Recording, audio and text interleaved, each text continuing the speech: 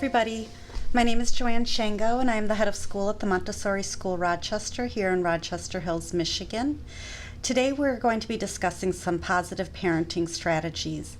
Yesterday I was on a weekly Zoom meeting with some of our families. We call it Parents Connect, and we Zoom in once a week and they can ask different questions that we can try to provide support for while they are at home trying to juggle life, stress, worries about the current crisis, as well as work, and now being an extension of their teaching or guiding teams.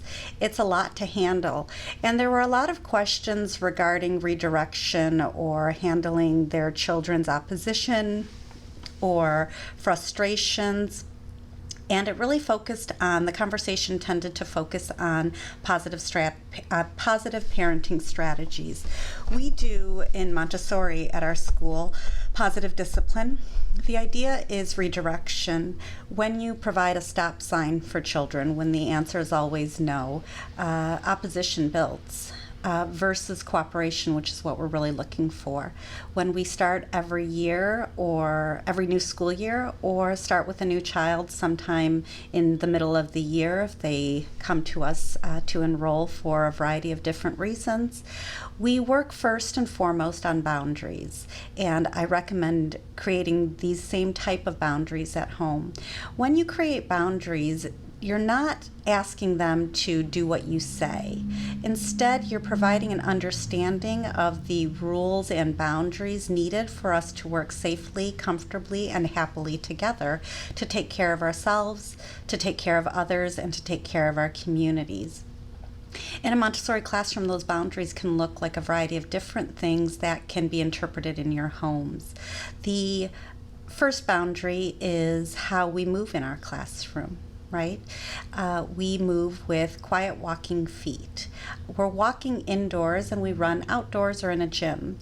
The reason we do that is there's a lot of obstacles in a classroom as well as at home. There are shelves and tables, there are breakables, there are valuable works that we want to help them navigate around so that they can get to them.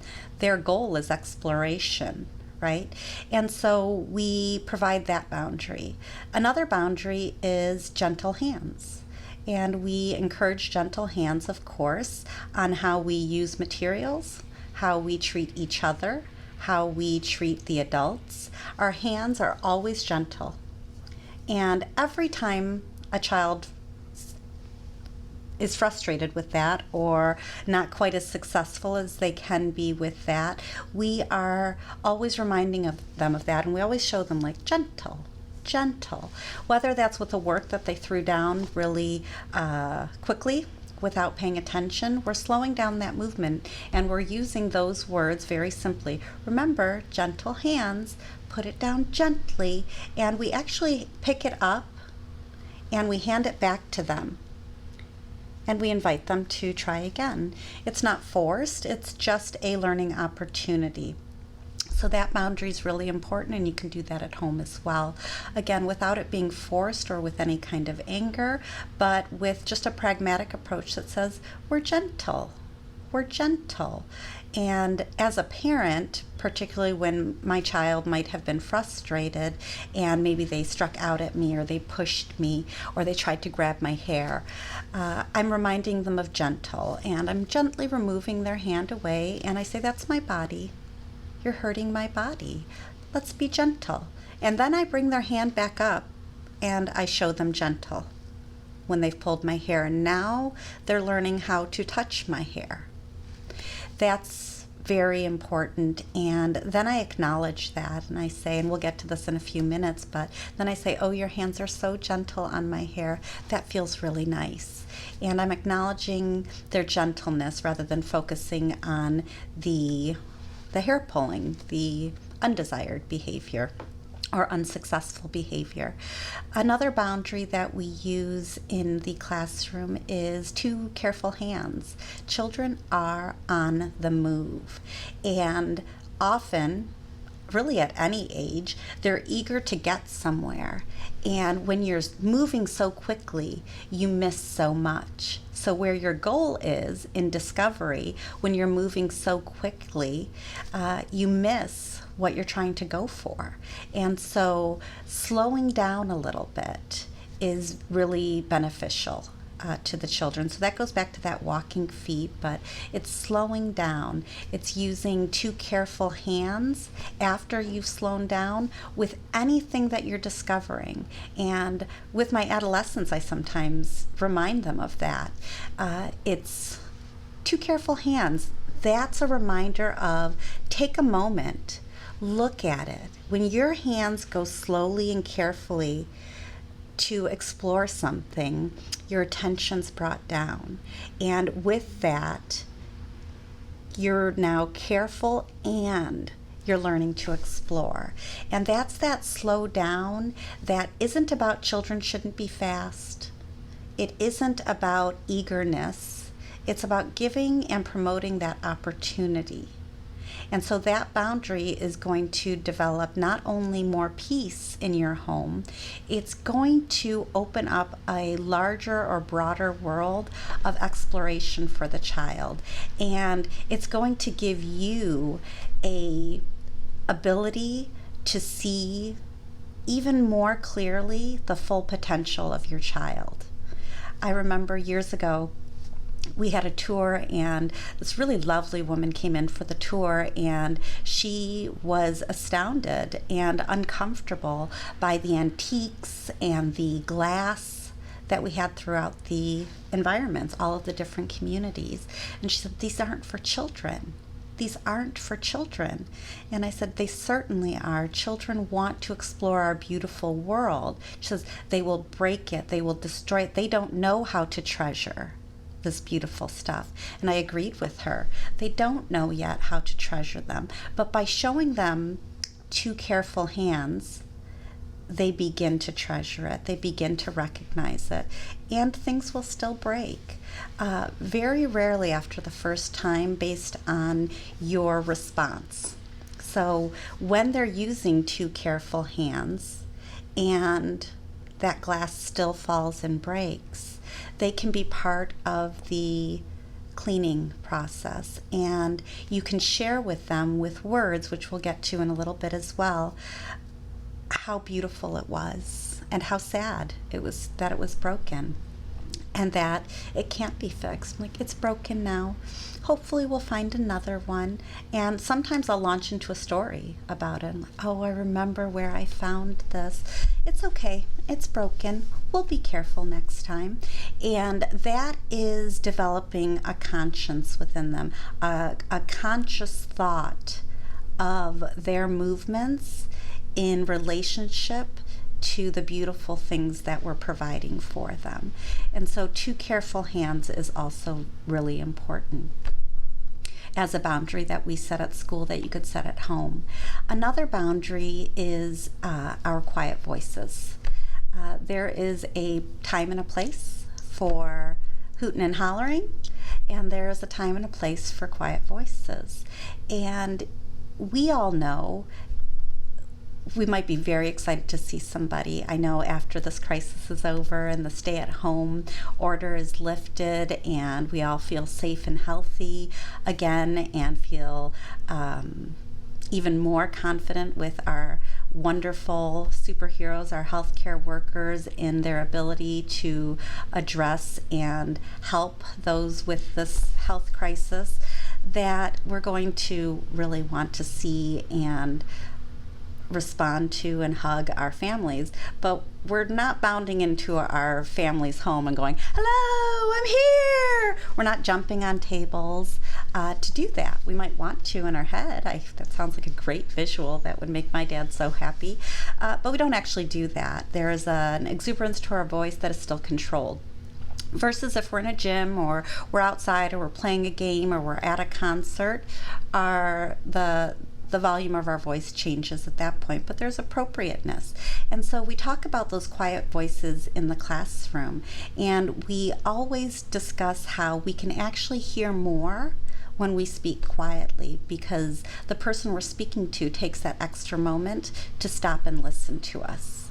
And this works particularly at home when our children are emotional, when they're screaming or they're crying, they're frustrated.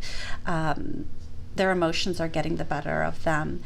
And I always say, I don't understand your words. I'm trying to help you. Take a deep breath. Blow it out. Okay, are you ready to talk to me? And then they let me know what they need. And it's not that I'm always saying, oh, great, you can have it, because they might be upset because we had chosen not to do something in particular that they were asking for, or remove them from a situation that they wanted. But by them speaking, we get to use some very powerful words that say, I hear your words. I hear your words. You wanted this. And then we get to acknowledge them and say, I know you wanted this. We'll try it later, or we'll do it at XYZ time, but they feel acknowledged. So the power of using that quiet voice, that peaceful voice to communicate, begins to resonate in them and also in you, because ultimately you'll become a model of that voice as well. My oldest is 14. I still don't shout up the stairs to their rooms. The most I do is call their name, and then I wait. And I'll call again, and it's just simply their name. And I come out of your room, please. And when they come out of their room, then I have a discussion that's face to face. And they'll say, I said what? And like, I wanted to see you. Thank you for acknowledging my words. And then I have a discussion that is in a reasonable speaking voice versus, come down for dinner. I really never do that. Sometimes I'll send my one of my children and say, go let everybody know that it's time for dinner. And they'll start shouting, great. Well, they'll call my children's names. And it's time for dinner. And I look at them and say, I could have done that. Go on upstairs. Call them down for dinner, knock on their doors. So that idea, the power of quiet voices, really transcends into a more peaceful environment for your child and then for you as well. So those are some main ground rules that we use in the classroom. We also talk about things that are how to interrupt appropriately. And particularly now, as some of you are trying to work from home as well as parent, as well as assist your children's guides or teachers in the distance learning programs that they're doing, you need a balance. And sometimes you're on that phone call. You might be tallying up your bills. You could be doing a variety of things. You might just be reading, I wouldn't say just, I love reading, but you might be reading a book. Showing your children how to interrupt you in an appropriate way, in a signal that both of you understand, appreciate, and always respond to, is very powerful for them as well as for you. And I really highly recommend that. In Montessori schools all over the world, we tend to use something along the lines of a hand on the shoulder or a hand on the hip, and it's just for a quick moment. It's not a weighing your shoulder down. We've had some children that weigh my shoulder down, and I say, honey, I know you were there. And what I taught them was, I will pat your hand and let you know that I know you're there. And then I release it, which is your signal to release your hand from my shoulder. And I finish what I'm doing. It might be reading to the end of my page. It might be finishing my phone call. Sometimes that takes a long time. And developing patience in your children, as well as that respectful communication, is really a beautiful thing and not something you should feel guilty about. There have been times where they put the hand on the shoulder again a few minutes later, and I acknowledge that, and I point to them and I say, one more second. And at that point, I would make sure that I finished it up if I hadn't after the first notification or first tap on my shoulder or my hip. And I finish what I'm doing, and then I acknowledge them again with words, and I say, thank you so much for waiting, and thank you for reminding me. I was really busy. Thank you for reminding me that you were waiting. I wouldn't want to ignore you. And that gives them a pride a confidence and a feeling of control. They've respected my space, but they know that they're not going to be ignored, and they don't need to demand at that point. These boundaries that I'm really guiding you to create will go a very long way towards peacefulness in your household, not only during this crisis, but long term in your household. There will still be upsets, there will still be frustration, but these boundaries give a direction to reach more meaningful or powerful communications in those frustrating moments, for sure. Okay. So I strongly recommend boundaries. I know I'm looking down. I'm just pulling up a list that I found that I'd like to review with you that really aligns strongly with, it is positive discipline. It's the approach of redirection that we use in Montessori classrooms all over the world. So I'm just going to pull up that list so that I don't forget anything, okay? The first thing I want to discuss that is often misconstrued in Montessori classrooms around the world, in Montessori discussions or people's understanding of Montessori, is one is either too strict or it's too liberal. And the idea of being too liberal often extends or is applied in a misunderstanding to the approach of positive parenting techniques. We're not talking permissive parenting. That's really not what is occurring. You're approaching your child in love and respect as a partner or as a important member of your home community. And with that, you want to treat them with respect, and they will model from you and learn how to treat you and others accordingly in that same respect. But it's not permissive. There are really strong and important boundaries. There are very important moments where they do need discipline, that you can approach them and re-guide or redirect behavior. And that's critical, because what we're doing with positive parenting is raising our children to develop inner discipline and therefore become more independent and capable of making positive choices, which ultimately develops them into older children and young adults and humans that can make a positive and important impact on their world or the world at large. And that's really what it's about. So we want to make sure that we remove this notion that positive discipline means we're being permissive or accepting of behaviors, or that the child is in charge. They're learning how to develop self-discipline. They're learning how to develop self-control. They're learning the tools. And so this is a process. And as parents and as guides or teachers in schools and classrooms, particularly for us in Montessori, that's a critical component. We want to always remember that every situation is a learning opportunity for children, even as we have to step in and guide and provide discipline. In positive parenting, we're remembering that we're providing discipline as learning opportunities so they cultivate that discipline in themselves. The first thing that I would like to focus on is, well, we already discussed setting boundaries, and I think we went over that pretty well. So you want to focus on that, but that's really step one. When you set the boundaries for communication, for acceptable and appropriate and safe and productive behaviors and communication at home, those boundaries, as you repeat them over and over again, discussing them in a patient and guiding way, being there to reiterate or practice through, particularly at the beginning when you set these boundaries, will enforce the rule and will allow them to own those boundaries so that ultimately they embrace them and can share those boundaries with others. You'll walk into many Montessori households and a visitor will come and the child will say, "We take our shoes off," because that rule has become his, not mom's. And sometimes we look and we say, it's okay, they're a visitor. But that means they internalized that rule. that boundary, that ground rule.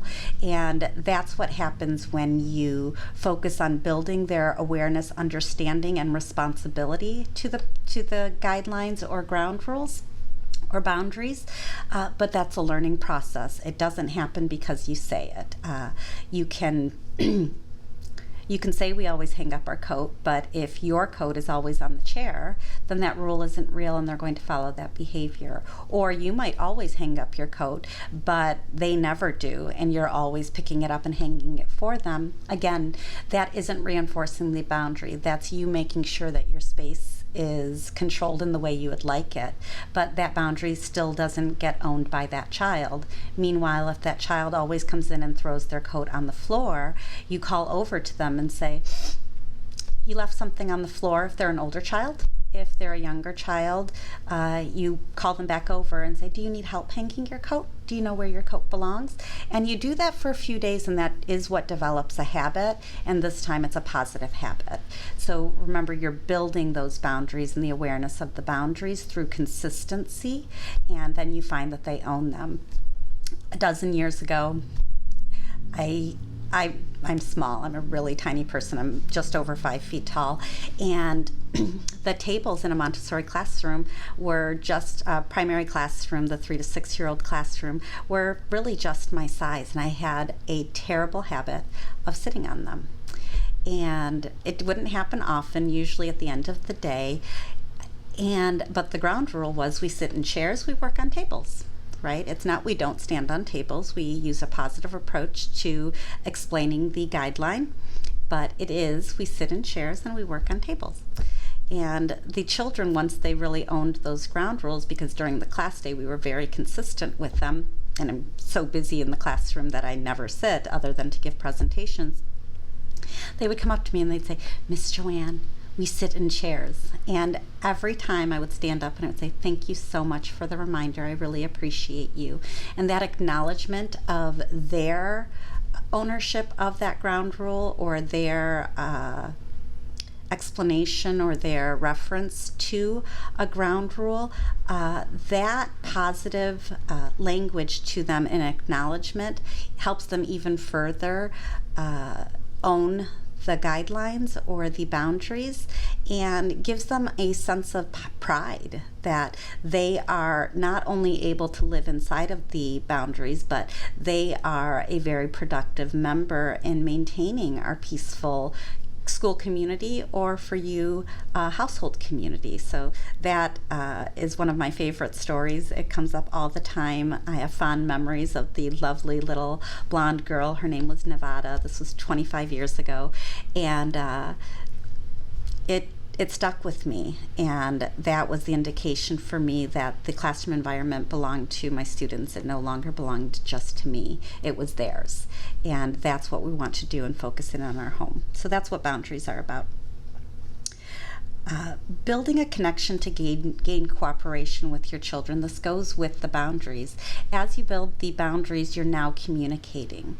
And as you maintain a beautiful connection with them that's based on respect and communication, cooperation builds from there, just like it does in our workplaces and with our adult family members. When you work together, maintain solid, strong connections, where it's not a controller and a control-E, cooperation abounds, and with that cooperation, beautiful opportunities and creativity, things you couldn't imagine come from that. It happens in the workplace all the time. That's collaboration breeds creativity and innovation. And the same thing happens in your home. So you want to really build that connection with them.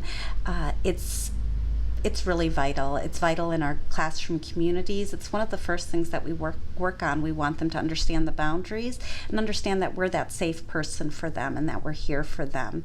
And once they know that they can rely on us, they're more receptive to the redirection, because they understand that it's for their benefit and not in an attempt for me to control and have things my way, because it's not about my way. Oftentimes a child will say, why do we need to do that? I'm like, well, explain to me why you think you wouldn't. If you have a good rationale for it, then change my mind. And I can't say that happened that they were able to change my mind much in 25 plus years. However, there are times where they have. But not only that, their voice feels respected, and they recognize that they have a power in communication. And then there's those bonuses, their language skills develop and things like that. That's really important, but it's developing that connection that is vital. They trust you, and your guidance then becomes valuable instead of a stop sign that stops them. It becomes something they want to stop and listen to, because they start to realize you're not stopping them. You're probably giving them a yield sign that reminds them, let's try another direction to get where you want to go successfully. And that's what we're really looking for, and that's really based on trust and that connection. When you have these kinds of communications, particularly when they're in frustrating moments, when you're actually in a discipline moment, not just setting the stage for a cooperative home environment, but when you do have to move into that no type scenario, and I'm calling it a no type scenario because there's many ways to say no without saying no, because no is a stop sign. You want to be firm but loving. You want to let them know you actually mean what you say. So if they're climbing onto a table and that table could break or whatever it is, you do need to be firm. But firm doesn't mean I'm angry. Firm means I really believe in what I'm saying, and it's important that you hear me. And my firm voice can be tough. It's, the table is for work. We are climbing down. Do you need my help, or can you do it by yourself? And I will go to that gentle and offer them a choice. However, you want to be firm that there isn't anything in this situation that would allow them to change your mind, or that you would allow them to change your mind, because you're being firm on this. This isn't up for debate. This is a real rule, and it can't change. It's really based on safety. And sometimes I'll explain it and say the table is glass, it will break. And other times I just simply say, we are coming down. You can do it by yourself, or I can help you. And then when they come down, that's where even more of the loving occurs. I'm like, oh, you climb down very carefully. I know you're going to take care of that table or be safe from now on. You wanted to climb. Maybe we should go to the park at a different time, or go to a gym or whatever. You could possibly go into those explanations. You don't have to. Sometimes it's just dealing with that situation firmly but lovingly, but always acknowledge that they did the positive. If you focus on the behavior for too long of a time, that behavior is what they're going to think about. And so if you say, I can't believe you went on the table, we never climb on tables, you already know this, blah, blah, blah, blah, blah, blah, blah. That child's going to be looking and saying, but I didn't fall, but it didn't break. And they're going to keep fixating on that. That's not the goal. The goal is for them to understand it's just something simply that we don't do. And so it is saying, you climbed down, you're so safe, I'm so glad you're safe, give me a hug. You did that really well. You climbed down so safely. And thank you for your cooperation. Now we're both safe. I feel good. Do you feel good? I thought so.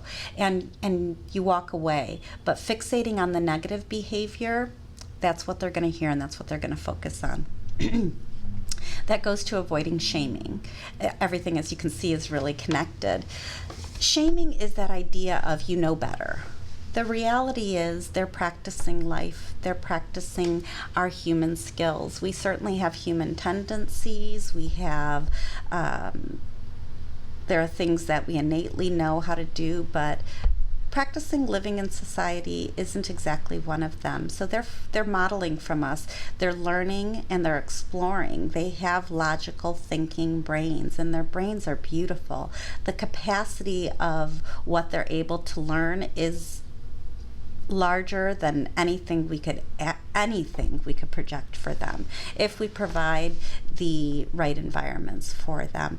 And so when you're shaming, what you're doing at that point is really just focusing on what they couldn't do. And you're forgetting that growing up is a learning opportunity.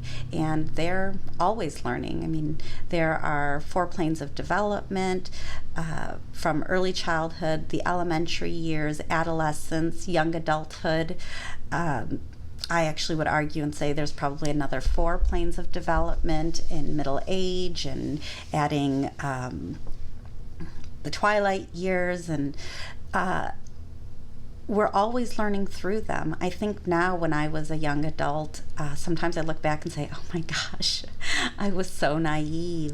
But I was an adult. I had my driver's license. I was allowed to drink. I was living on my own at university. And I was very capable comparatively to being a young child, but even then I still had so much to learn. These young children through adolescence are in learning phases, and they don't know better. Every plane of development, as they move from early childhood to elementary, they see the world differently again. So they've mastered so much. 60% of all they're ever going to know happens by the time they're 6 years old, mastering a language, usually not just oral language, but reading and writing. Their physical skills, they've learned how to use their body. They've learned how to take care of their bodies, how to feed themselves, how to clean themselves, how to walk, talk, run, jump, climb. That's incredible. And then they turn 7, and they're really moving into a different plane of development that has them looking at the world in a different way. They're no longer looking at how to master life skills and how to figure out how the world works. Now they want to catalog the world. They want to understand and know 100 different things about the smallest thing. So it might be in early childhood, like the whole universe, like, wow, all of outer space, there are 9 planets, or 8 depending on your thought processes, the moons and the stars. An elementary child is still interested in outer space, but now they might want to know about one planet. They might want to know how many moons are in the entire universe. They might want to know how many moons, or if moons have their own moons. They want to know more about finite details, and they are less concerned about the environment, about taking care of themselves. So the catchphrase of "you know better" is ultimately a cop-out for us and potentially harmful for them. That really goes into the idea of shaming and blaming. They are not babies. They shouldn't be called babies. They should be called on the behavior and given the guidance to grow from it. So you really want to be very careful, no matter what the age, to avoid catchphrases that can be shaming for them. Even things like their rooms. My daughter's 14 and her room is not pretty. It used to be fabulous, and she likes it that way. She's like, it's comfortable for me. And I always say, I wouldn't live in your room, I guess, if it's comfortable for you. Like, every once in a while we do have to clean it so we can vacuum and make sure it's clean, but it's not about your room is disgusting, because her room belongs to her and she shouldn't have to feel bad about it. Instead, it's about bringing an awareness of why it needs to be clean. Like, Grace, there are dirty dishes in your room. That's gonna breed germs that could encourage ants. I certainly don't want rodents in my house. What are we going to do with them? Awesome. And as a kind of natural consequence, awesome, you're taking them to the sink, because she's 14. Go ahead and load the dishwasher. And she's like, oh, like, imagine if you brought your dishes down each time. She's like, I know, but that's not how my brain works. I get so busy, I'm eating, and then I go right into drawing or painting. And I want to acknowledge all of that, while slowly but surely building a frame of reference for her on what a continued sense of order developing it is. But I'm not shaming her or criticizing in a negative capacity. I only want to bring awareness. Now, if my rule is our room does need to be clean, we move into something different, which is the idea of natural consequences, or And this is important because logical consequences are different than natural consequences. So a natural consequence is the glass breaks and the glass is not usable any longer because it naturally can't any longer hold the liquid, the water, or whatever it is that we're using. A logical consequence is something that has more short-term direction to it, and it can be related to the situation, but it's not as simple as it broke so you can't use it. So in young children's terms, it might be a matter of talking about, let's say, Legos. So if you're always saying that they must pick up their Legos, that's a boundary that's really important. A natural consequence would be if you stepped on a Lego that you take away that one Lego. Whatever ones are scattered, you take away. Well, with a huge bin of Legos, they wouldn't actually feel the loss for weeks or sometimes months that Lego pieces are missing. And so that natural consequence wouldn't actually have the effect that you're hoping for. What could be a logical consequence is, we've asked and we've discussed this numerous times, what happens when our Legos aren't put away properly. You step on a Lego and you say, it looks like we're going to have to take the Legos out of our rotation of toys or activities for right now. When you get better or feel more comfortable about putting away or taking care of your work or your activities, we can try and bring it out again. And so you've set an even stronger boundary, a logical consequence that allows them to understand the consequence or the need for doing something in a different way. I don't know if you're familiar with Chick Mormon, but he has some great books on parent talks and teacher talks. I love him. I love listening to him speak. I've gone to hear him speak numerous times. He's really quite fabulous. And he had used an example about natural/logical consequences with a discussion about a child in a sandbox. And there were two young boys, and when they got to the sandbox, he stressed what the ground rules were. The sand stays down low in the sandbox while you play.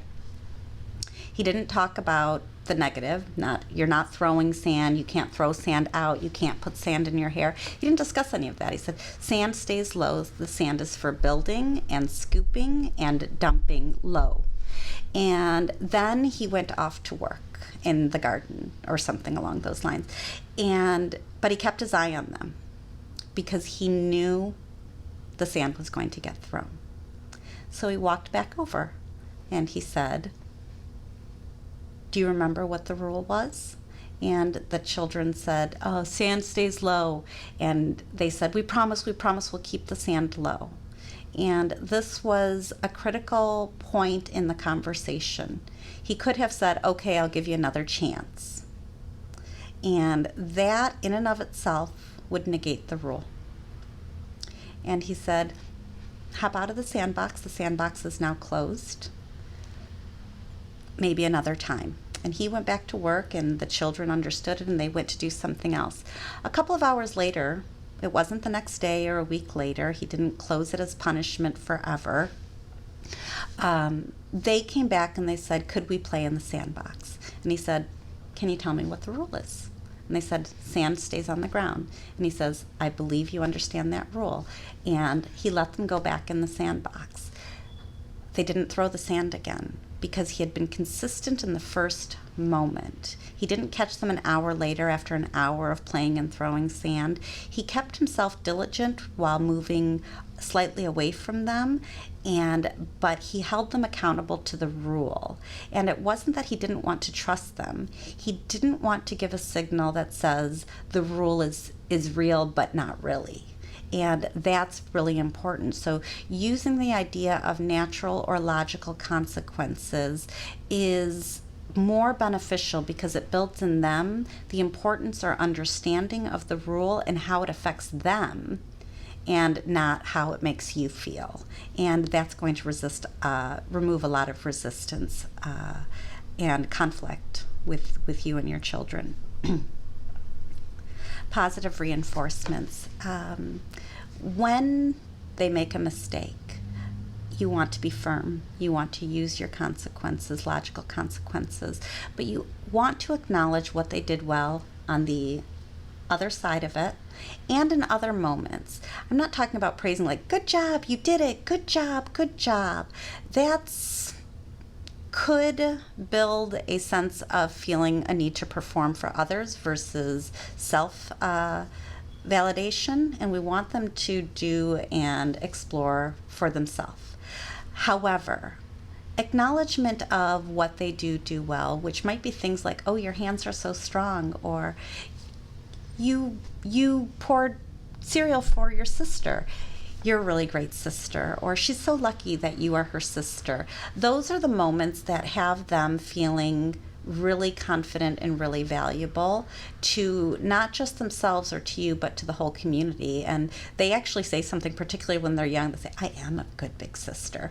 And it's really, really sweet, but focusing on those things more and more regularly without it being this constant praise of good job, good job, good job, but an acknowledgement of where they are so beautifully capable, where they have achieved so much success, and then circling it back to them, you must feel really great. So we're not big in Montessori about praising, but children will come up to us and they'll say things like, do you like my picture? And I'll say, oh, you painted a beautiful painting. Tell me how you feel about your painting. And I'm turning it back on them so that they can self-validate as well. And they say, oh, it is my most beautiful painting. I'm going to go paint another one. Versus, what else would you like me to do? What would you like me to learn today? Or I don't want to do what you want me to do. Or that kind of relationship that's performing for the adult, we want to avoid cultivating that. And so the idea of offering positive reinforcement, it's not so much about praising for performance, it's about acknowledgement of their strengths when they exhibit them. It's about acknowledgement of when they're kind. It's about acknowledgement of when they're careful. It's about inviting them to do something that maybe in the past they weren't ready to do, such as carry the teapot. Well, maybe not a hot teapot if they're younger, but carrying the pitcher that might have lemonade in it and it's glass. It's saying, your hands have been so gentle. You've gotten such big, strong hands. Can you carry this? And they look and they say, oh, I can. And what we're doing is providing that acknowledgement and positive reinforcement of the skills that they've developed, the kindness that they're exhibiting, the care that they're sharing. That's really, really important for them. Modeling respect. All of these types of behaviors that we're practicing and trying to develop, these things are, when you're practicing them, you are giving your children the message that you respect them, that they are not somebody that you own or control, but that you respect them as little humans that are curious to explore the world. Again, whether they are 2 months old or 17 or any age in between, you are giving them the message when you develop these positive parenting skills that you respect them. So you're modeling that respect, and they watch us. They begin to exhibit the same behaviors, not only in the way we treat them as a reciprocal, but how they treat others. And that's very important. Striving for empathy. That's so hard, and yet when children can exhibit empathy, we're so incredibly proud of them and relieved. Empathy is very important, but when they are running through the house, even though you've asked them not to, even though you've set a guideline that says we walk inside, but they're excited, they're running through the house and they bang into something. Exhibiting empathy at that point is really challenging because you have to remove yourself from your strong emotional response. But to be able to recognize and see in them that they feel bad about bumping into the table, which dropped the vase, and having empathy for how they feel about their mistake is very important to them. That begins to shape them because they then are developing their conscience, not just their consciousness, but their conscience. We will make mistakes. We are human, and mistakes are forgivable because they're learning opportunities. But if we don't have empathy for the learning process for our children, the learning opportunities stop being quite so visible to them, and they feel more constrained in their world, which will either have them closing in on themselves. For some, it will promote a cautiousness and a care that is surrounded by how they worry about how others are perceiving them, or rebellion. And what we're looking for is that respect, that communication, and developing empathy so that they can then model that as well. And then last but not least is this idea of timeouts.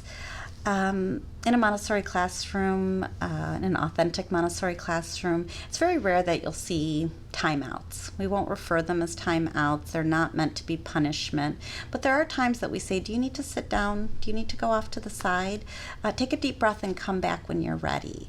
And that idea of coaching them on how to breathe deep or to take a moment to recenter themselves so they can come back and communicate is really, really critical. I've heard things like timeout for the number of minutes in their age. Well, I'm going to put a teenager in a 17-minute timeout because they're 17, or a 2-year-old for 2 minutes, which would seem interminable. That's not what we're really looking for. We're looking for providing them with a safe space, sometimes alone, for them to recenter and to take that deep breath. And with my daughter, it's a really funny story, but I used to tell her, I'm like, honey, I'm trying to talk to you. And she couldn't stop screaming or crying. And I would say, why don't you go to your room, calm down, and come down when you're ready. And she would come to the top of the stairs. She's like, Mom, I'm ready now. I'm like, honey, whenever you're ready, you can come down those stairs. Whenever you're ready, you can come down those stairs. And yeah, it might have sounded like a timeout. Technically, she had been sent to her room, but she hadn't been sent to her room in punishment. It wasn't under my control. It wasn't under a timeline. How would I know when she would be ready? But if she came down and said, Mom, I'm ready now, and she's still sad, I'm able to talk to her. If she comes down and says, I'm ready now, I want you to talk to me, I'm saying, honey, take another deep breath. Control yourself. I want to be able to hear your words. I'm giving her the utmost amount of respect while giving her tools to help her take control of her emotions so that the extreme response she can channel a little bit so that then she can actually communicate why she's sad. And so it is very rare for me when my child is screaming for me to say, do you need a hug right now? I first ask them to take that deep breath. I'm not asking them to not be angry. I'm not asking them to not be frustrated. I'm not asking them to not be sad. I'm asking them to take a deep breath so I can understand why they're angry, so that they can communicate with me. And then I say things like, you really seem like you need a hug. You're really sad. And then I'm giving that hug. I would never withhold that hug, but I want to be able to help them begin to learn how to care for themselves as well, and the power of those quiet words, of that communication. That's not to say when the tears are running down my daughter's face and she's saying, I'm so sad, I'm asking her for that hug then. I'm not asking her to remove all tears and not exhibit any emotion. The screaming and the crying and the hyperventilating that can't get to her connecting with her thoughts and feelings is what I'm trying to help her remove enough so that she can actually address those feelings, and I can help her through that guiding process. And so that idea of timeouts shouldn't be a punishment. It should just be an opportunity to help them center themselves. Then there's the idea of time-ins, and that is making a conscious decision when they are happy or frustrated or sad to be with them. Life happens. Sometimes we have to get on that business call or on that Zoom meeting right now or a variety of other things, and we don't have that. But you want to make sure throughout your day that you take moments, and sometimes it's just 2 minutes that can be powerful, where you spend time in with them, and it might be just sitting on the couch with them for a couple of minutes with a snuggle. It might be when they are frustrated and the screaming is done but they're still trying to pull themselves together, that you're there next to them and working with them on that. And those moments of time ins are going to take you all the way back to the beginning when we were talking about developing connections, where you're not the hammer, you're not the one that's just simply controlling them. Instead, you are their safety. You are a person that they can trust when they need you, and even more critically, when the times where they're frustrated and they feel the need to push away from you or against you. That trust that you're building in those time in moments, the connections that you are making with them, throughout all of these boundaries that you're building and the communication strategies that you're developing in your home, allows for that trust, so that when you get past those moments of conflict, and you will have them, even with all of these parenting strategies, they will be more successful and productive for your children and for you to get out of. That's it. That's all I have for today. I think we got through all of them. Let me double check if I missed anything. I have to lift up my phone for the password to work. And that is everything. My favorite article, and I looked at a variety of articles. Of course, I referenced my 25 years of experience in Montessori education and raising my own children, but I find a lot of great articles on motherly, and I highly recommend, if you're looking for any other articles or support on positive parenting strategies, do a Google search, look up motherly. It's mother.ly, and they have some great articles on there, but there's a plethora of articles on positive parenting. We also always support Love and Logic, so finding articles or trainings on Love and Logic. Both of these types of parenting, positive parenting and Love and Logic, really are in keeping with a peaceful, respectful, while firm and logical approach to raising your children and creating more peaceful and productive households.